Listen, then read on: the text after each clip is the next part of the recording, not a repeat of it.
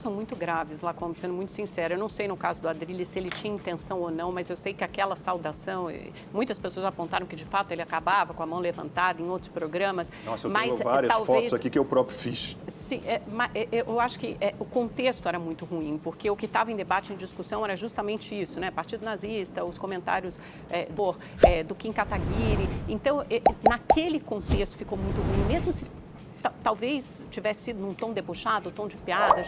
Na verdade, eu nem conheço pessoalmente o Adrilles, já debati com ele no Morning Show, mas eu acho que ficou muito mal colocado. E mesmo que tenha sido um tom de piada, é o tipo de coisa que não se admite como piada, nem como deboche. Não foi piada, é o foi tipo, um gesto, criminoso. foi um tchau. Mas enfim, você pode... Ele vinha, aliás, de uma Tudo longa bem. explanação criminalizando o nazismo, falando de como o nazismo é Foi um gesto péssimo, é automático horrível. num momento que permitiu aos Mas também canceladores fazer pregando a aquele liberdade absurdo. de quem quiser defender, eventualmente, a criação de um partido nazista. Eu acho que Ele se colocou terminantemente contra, tanto do nazista quanto do comunista. Aí vai para o meu segundo ponto.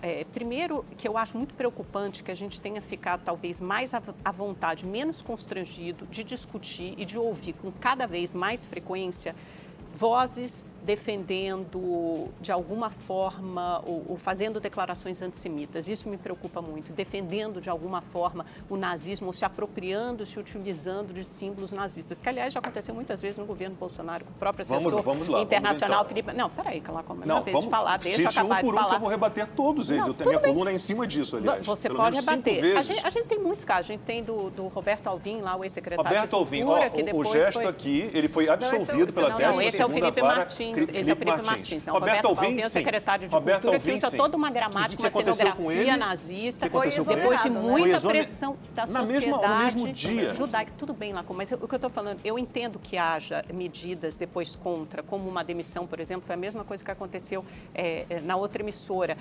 Mas o problema é que você tenha se sentido mais à vontade, enquanto sociedade, para deixar que essa discussão volte à tona.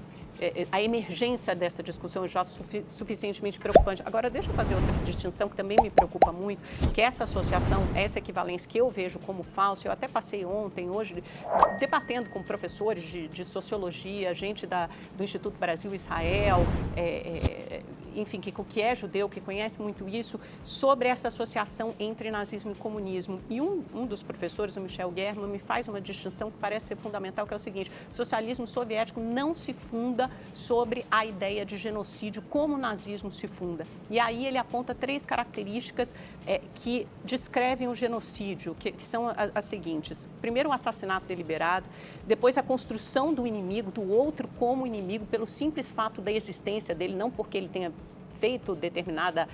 tido determinada ação ou determinada atividade que seja errada ou equivocada, mas pelo simples fato dele existir, ele precisa ser eliminado, que aconteceu com os bósnios, com os tutsis, com os judeus na Segunda Guerra. E depois, a terceira característica é da destruição total. Obviamente que é difícil você ter a destruição total de um povo, mas esse é o seu objetivo, é a sua meta, é a sua ambição.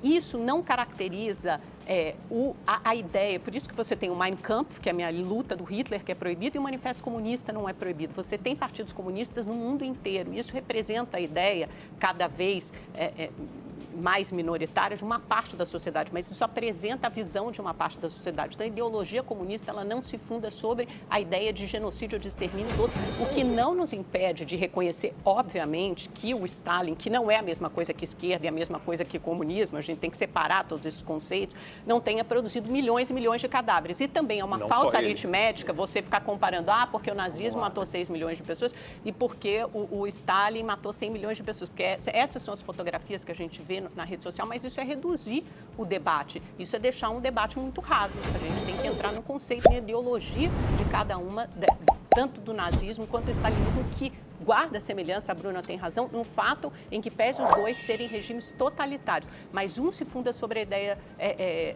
de genocídio, o outro não. É só você entrar no estatuto de partidos comunistas do mundo inteiro, você não vai ver ninguém defendendo a ideia de genocídio, o que não impede que você tenha tido na prática, no regime do stalinista, aí sim, morte de milhões de pessoas e um socialismo degenerado, que outras pessoas que vieram depois chamam de socialismo degenerado.